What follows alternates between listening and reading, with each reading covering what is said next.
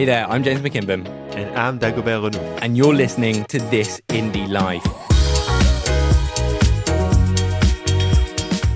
This Indie Life follows the journey of two former indie hackers as we navigate the good, the bad and the ugly, attempting to turn our indie hacker dreams into reality. Dago used to run Logology, a logo design product, but now he has a job. I run a podcast editing service, which is basically a job, and a handmade leather wallet side project. In this episode, Dago has started that new job and gives us an update on what it's like now he's joined the dark side. Is he happy? Does he regret the decision? All will be revealed in this update conversation. I, meanwhile, travel to Dago's country, avoid him completely and drive to the furthest point away from him so I can do some work. Let's get into this episode. Dude, how are you doing? I'm doing weird because I really love my new job and I feel weird about it. I feel like I wasn't supposed to feel this way. I thought I was supposed to suffer for longer. And I've kind of found the perfect company and I love everyone there. They're like so welcoming and supportive. And they give me complete autonomy. And I love it. That's like, fuck man, I miss this feeling. I miss this feeling of like, I can just do good work. And I don't have to worry if like, I worry like, because I'm working at a startup, I worry like, is my work going to be valuable and are we going to grow? But I don't worry, am I going to have money at the end of the month? And that's a huge change. What's your job again? Where are you? What are you doing?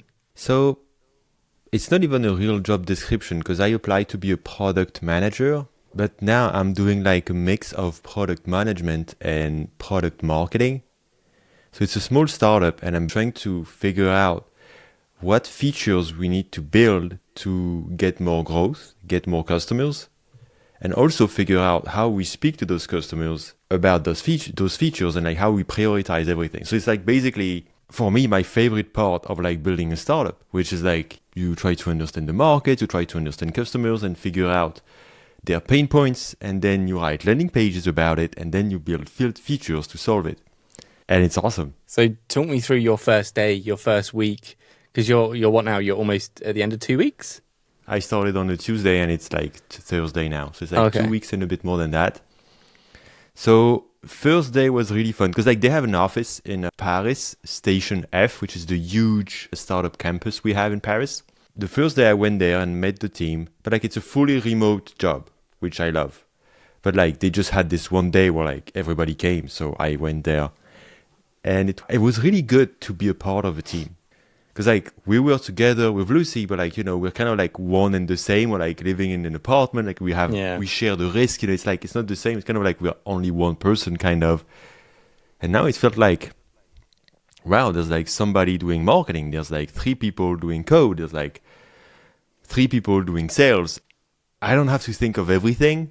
I can have fun with other people, depend on them and build something together. And I love that. That was something I missed. And I not only did I miss, but I feel like it's something I very rarely, you know, experienced. But like at the beginning, you know, it's a startup and it's pretty small for now. So there was this part where like, you're like on your own. Like I just came in. It's like, yeah, you know, bring value, you know, whatever. That was like, there's nothing, there was no clear onboarding or anything. But it was still cool. Like I had fun just talking with everyone. And I spent my first week basically talking with everyone to try to understand, you know, what are the main problems and where I can help. I've thought about this and I've always tried to replicate it with every client I go to. And I think I can be a solopreneur. I can work by myself and I'll just sort of absorb into my clients' teams and sort of feel part of it. But it never quite works like that. As much as you try to be part of a team, if you're a contractor, it's never going to be the same. So you're like genuinely feeling that now, that you're part of a team. And like, how much of this do you feel is like the honeymoon period for you? Well, you know, I didn't plan to get a job this soon. I thought it was going to be like, you know, a couple months because I'm still very tired from the burnout. So like basically I work and then at 7, I just like don't do anything. I go to bed. But like the reason why I took it is because when I met the guy like on LinkedIn from like a mutual friend on Twitter, and then all the interviews, I was always like not expecting anything, not giving a shit really. It was just curious, like, okay, you know, what could we do together? And every time I was pleasantly surprised. Like first time was like, wow, the CEO seems smart. Then the second time was like, well, the CTO seems nice. Then the third time was like, then the like COO seems very square. I like that. They made me an offer, and then I started working with them. And now every time I'm like, well, it's like my dream job. I didn't know it was possible because basically I feel like they trust me, they respect me, they want me, and I can just do what I love, and they don't get like in my way. Like it's crazy. Like in my contract, it says that they cannot contact me outside of working hours. And they encourage me to only contact them, like on Slack and shit, between 9:30 to noon 30, and then between 1:30 to 6:30, and no weekends. And that's just like the vibe. And like they're all like, Yeah. It's funny because like it's a startup. Everybody's like motivated and trying to grow, but at the same time, it's like chill. And whenever I have something, I say like, hey, I want to do this, and I'm like, yeah, do that. Like I'm just like so free. So like it's so weird for me to be able to be free, autonomous. It's interesting how you like feel free and that you have autonomy when you leave the thing that was meant to give you freedom and autonomy. Because, you know, I feel like I had freedom and autonomy with logology, but I had no power, kind of. Like, I mean, there was no way, because it was so tough to do everything that I was limited.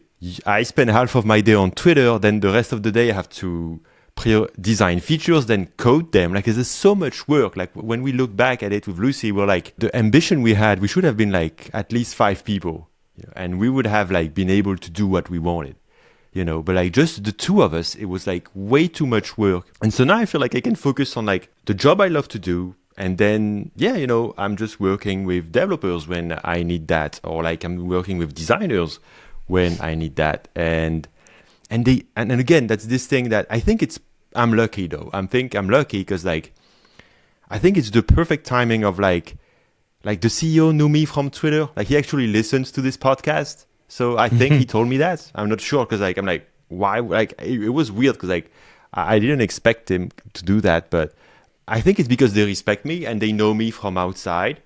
That they're like willing to trust me. Also, you know, I also have acquired that experience. So like when I talk to them, I'm pretty like confident and convincing about what we should do. You know, I have ideas and I have, you know, vision.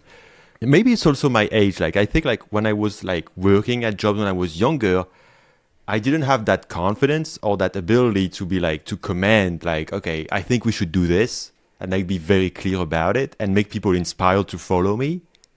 And now I feel like with 5 years building logology, my Twitter credibility, I feel like people believe me and people want to follow me. And so that's awesome to be in that position now, you know, at like 34, where like they hired me, but they don't like give me any orders or don't tell me what to do. They just tell me, you know, they just give me like general guidelines. But I'm like, basically my goal is that we keep growing. That's like my mission. And then I do whatever the fuck I think I need to do to help us get there. That seems ideal. It's typically hard to get that right when you join a company. And yeah, and it's like fully remote and there's like all these perks. Like it's just like crazy. Again, I feel like I didn't want to take a job that soon, but then I looked and I was like, to find something that seems that good, I'm going to have to go through at least 10 or 20 or 30 offers. And I'm like, I'm just going to like take this, you know. And again, so I'm still tired. My eyes still a problem. Like I bought like a crazy monitor that is an e-ink monitor. And like, this shit is fucking expensive. Like 13 inches is like 800, you know, euros, this shit. But it's amazing. And I don't have any tiredness when I look at it, so I use that. But all I'm saying is that I'm still like physically in the aftermath of this fucking burnout. But like, it's a completely different game than with logology, where I was like excited, but worried about my survival and Lucy's survival all the time. Now it's like, I'm just excited. And I got my first partial salary a couple of days ago. And I was like, and I showed it to Lucy and she was like, I don't know, like it changed everything. It was like, for us, we bought a new mattress. We're like, okay, we need to get a setup to feel good, you know? And I don't mean about sex or anything. I mean about our mattress is shit and we sleep bad for ages. I mean, we're starting to make plans. I mean, I feel weird because I'm like, I'm this guy making the mug about imagine having a boss again. And now I have a job and I love it. And I said to Lucy last week, I told her, and she almost like teared up when I said that, like of happiness. Because I came back from Paris like on like last Thursday and I told her, I felt happier today than I ever felt in like the 5 years of logology. Wow, dude. I can hear it in your voice, man. You seem so more upbeat and happy than you have been in a while. And it seems like it's something fresh and new and exciting. And you just got this stability now and energy towards something. How do you feel about working for someone else and helping build their thing? Because that's always my worry about going and working for someone else, that my time and effort is put towards building someone else's equity when doing it for myself builds up more of an asset for me. Well, they gave me some equity, so I'm so happy. So I feel like motivated. Yeah. I'm like, I'm going to grow. And I feel like I can help grow this company so much. I'm like very confident this equity is going to be worth more. So I'm very excited. And on your imagine having a boss again, I like to think of that. It's more like imagine having a really shitty boss that micromanages you and you don't enjoy that sort of stuff. Because like my main client, who was my boss before, was the best boss I ever had and is the best client I could ask for. And I was with him yesterday and he just has such a good view on how to manage people, which is if you've got really good people, you don't have to manage them. You don't have to give them tasks. With his show, he has been completely hands off and said, James, you just do what you need to do. I'm not going to tell you. And he feels so much more of a collaborator than a boss. Yeah, that's exactly how I feel. That's exactly that. Like I go on the Slack and there's like 10 people in the company and like nobody's talking about anything. Everybody's working and Slack isn't supposed to be a place where like people hang out and pressure each other. Yeah. I get like 1 DM per day on Slack, even though I'm like talking with everyone and working with everyone on different subjects. What don't you like about it? Is there anything that you're not 100% happy with? I still struggle like with the fact that I'm working with a team now. I have to communicate now what I decide. I can't just like talk to Lucy. I have to like keep people up to date and don't keep people in the dark. And it's very hard for me because I like to just work. I'm good at communicating. I can write tweets. I'm good at hiding. I can explain things, but it's just like thinking of doing it and spending a chunk of my time doing that is not what I prefer doing. So I have to kind of like get used to that. I feel like there's no downside for me basically because like I'm making good money. I'm resting. Because even though I work, like compared to logology, I'm resting and taking care of myself. Yeah. We're like buying shit that we couldn't buy before and had to postpone. So we're like kind of like rebuilding kind of like our life, and our like, our home and everything. And in France, there's this thing that people don't know. Like in France, there's this crazy thing. When you work for a company, after 6 months, if then after that you leave, like they fire you or you like leave of a common agreement, you have 6 months close to full unemployment benefits, like close to your full salary for 6 months to do whatever the fuck you want, like build a startup. And it's up to 2 years. So you can have a job of 2 years and then for 2 years, you just like get paid to build your startup after that. So that's why I wanted to build for a French company because like a lot of founders I know in France, they use that to build their startups. I'd heard about that, but didn't know to the extent. I know someone else French folk that did that. But no, cool. Yeah, very common. So what about you now? I've just been sort of chugging along. I technically have a job. Now I look at it, that client that I figured out that deal with, and we're now doing weekly video episodes, and that is essentially what I view as my job. And one of the things we did a few weeks ago was Cannes Lions, which is a big advertising festival in South France. I've been twice before, once before the pandemic, once last year. And this year we were doing a bunch of video podcasts. We got like press passes into the main event, and these passes are like 10 grand to get. Now, getting there, Dago, was not as easy. Have you read my blog post on this? You have a blog? Yeah, okay. So I just want to know like how much you know about it. So you haven't read it, no? Okay, no. So I'm booked on a flight down from Heathrow to Nice on the Sunday. So I book my parking, I go to the airport. It's a whole fiasco at the airport, Dago, trying to like check in my bags. I lose my passport. Eventually I get through. I like go and get some food. And at this point my flight's delayed by 1 hour, which I thought, it's fine. There was like storms, but my client's flight had left 2 hours earlier from the same airport. Yeah. Didn't think it was going to be a problem. And like as we were getting closer and closer to the delayed departure time, there was no gate. And I'm like, this is weird. And then so we get to the scheduled departure time, hour delay, and it gets cancelled. This is the first flight I've ever had cancelled. And I'm like at Heathrow, which is 2 hours from my home. And now I can't get down to this event. We had our first recording on Tuesday. I was going to get there Sunday evening. Okay. So I'm like, right, okay, what do? I book a flight the next day from a different airport. This cost me like £800. And fortunately, I had credit cards that I've cleared off that I could put this £800 flight on. So go home, sleep, go again the next day. And like I go to check in on the app and it says, like, your flight's delayed an hour. I'm like, well, this seems fucking familiar, doesn't it? Fortunately and unfortunately, before I left, that flight was cancelled. But I still have the fucking problem that I can't get down to the south of France. Now, most people probably at this point would have given in because I didn't want to have to go through it the next day of booking another flight, getting it cancelled. But I did have another option. There is an ability to drive down to the south of France. But my car was in the garage getting fixed at this point. 13-hour drive, but yeah. Yeah. It was a long drive. And I had like thought it might... You know, Americans just call that commuting. Yeah. You know, they're so used to the long distances. Oh yeah, I'm just going to work. See you next week, you know. Yeah. I had like zero money at this point as well. I'm like, got a decision to make.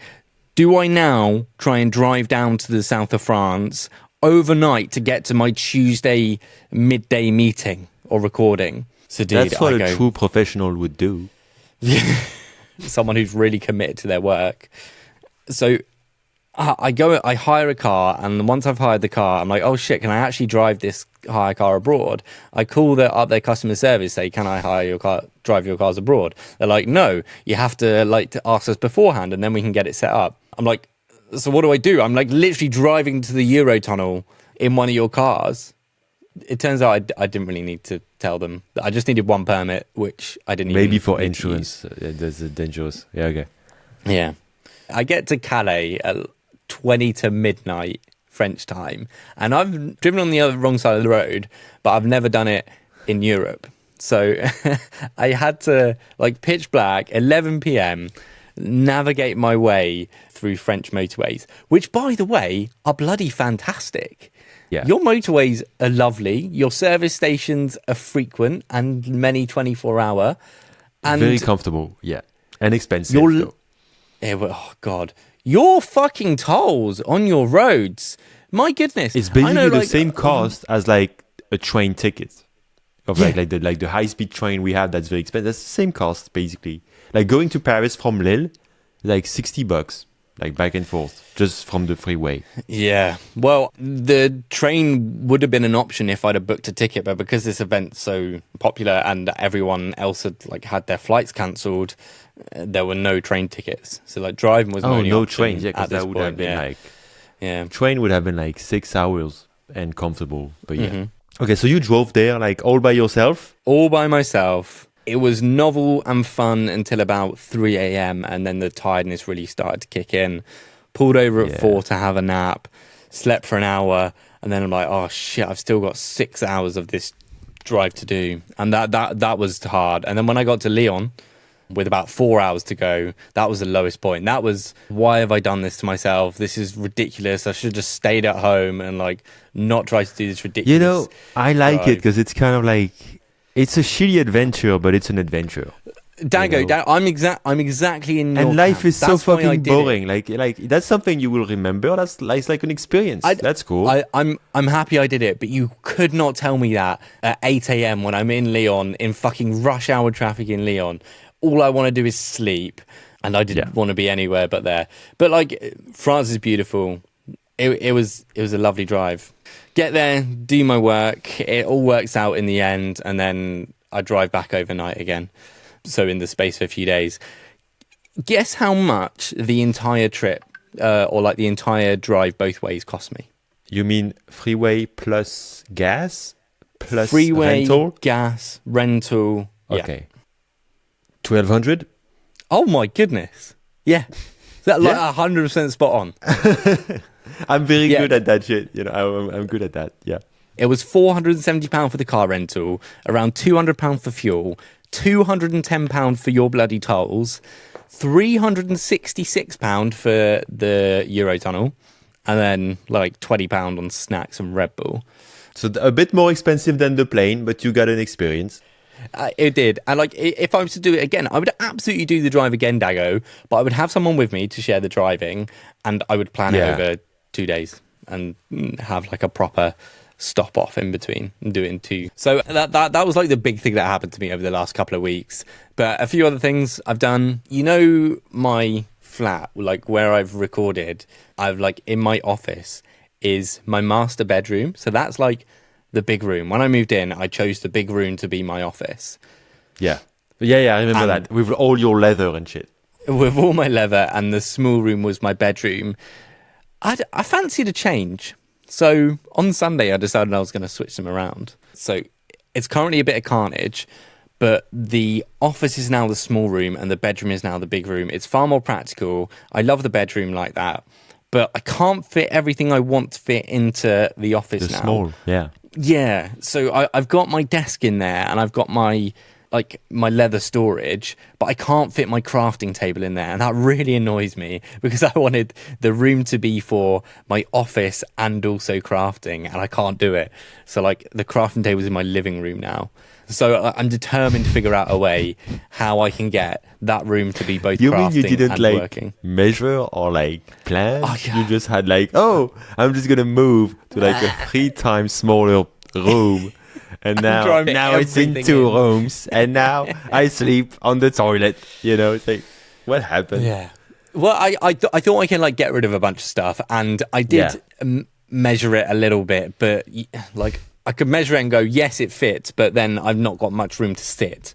Like I've got solutions, but no, I didn't like fully plan it out and like measure each thing meticulously and draw them out on a bit of paper. No, I was like, I'm switching amateur. it. No, I agree. But so far, I'm enjoying having a bigger bedroom, and I actually quite like the actual working space of the office. But I need to figure out how to do crafting and also turn it into a recording studio. How's the wallet business doing? So it has dropped off, but I still get nice regular sales. I say dropped off. I was looking back on the blog post I wrote about the big sales month. And I remember when we first started this, I got to do that $6,000 of sales. But actually, it's been quite consistent at around £700 to £1,000 a month, which is amazing. How is it, like 10 or 12 wallets, something? Yeah, about 10 wallets a month. And I'm putting very little effort into it apart from a few tweets. And I got a different type of leather in that was really cool. It was like dyed through red and then had a black finish on it. And I put that on Twitter and I sold 5 or 6 of them just through that I remember tweet. that. Well, I was thinking about what I should and need to do with that brand, because I was looking at the website. It's quite low converting. It's a bit confusing. So I've hired someone to rewrite the copy. I'm going to make the categories more clear of what the wallets are, launch some slightly bigger wallets, and like have a standard color that you see when you land on the site. So it's not a mismatch. Yeah. 4 or 5 styles max, and then do limited releases in clear sections for the different colors, and then a studio option where you have all my creations with all the different types of leather, which are sort of one-offs. Like the one you made for me, like the custom one you made for me. Exactly that. So that's sort of where I'm at with the wallet brand. And I need to make the fucking content. Like, what is wrong with me? I've said this for months. A lot of things, James. A lot of things. We talked about this. I've got to get this content out. And in fact, I got paid my big invoice. So I've had money for the first time in a while, and it's been lovely. But I've been spending that on things that I need to spend it on. So I've hired an editor to help me with editing my shows. Fucking huge. Finally. Wow. And hired someone to start help me editing those videos for socials for the brand. And then that way I've got a little bit of accountability to do it and actually getting stuff out there. That's awesome. Like you can you make money. So you make money like I remember like 6 months ago, this client, you hoped you could get him, or like maybe like 4 months ago. And now it's like, it's like kind of like your job, but you enjoy it. Plus you still sell some wallets. Like it's not bad, like 700 a month. You know, like when you started, you were like way less. So it's not like your big months, but it's not bad. Like it's a nice, like it's a perfect hobby style. I guess you would like to have perfect side twice, project. but it's pretty good. Yeah. It's a side project that I can like justify spending a little bit more time on because I've got a job that I only have to do a couple of days a week that pays the bills. Well, I feel like we're like in good shape now. Like, I feel like you're in good shape too. It's nice. All right, now should we wrap it here? Yeah. Thank you for listening to this episode of This Indie Life. Hope you enjoyed this update conversation with me and Dago. We want to hear what you think about Dago's new job. Isn't it lovely to see him really happy? Are you still on Twitter, Dago? You still hanging out there, or are you? No, not really, but I'm coming back. I just need to get used to the new, habits. All right, so if you want to get in touch with us, we're both on Twitter. We've also got a handle for the pod at Indie Life Pod. Direct your questions. Maybe we'll do some sort of Q&A episode with your questions on how Dago's finding his new life. I'll pop a link in the show notes for everything. And if you want to watch us instead of listen, we are on YouTube. That's all from me. James out.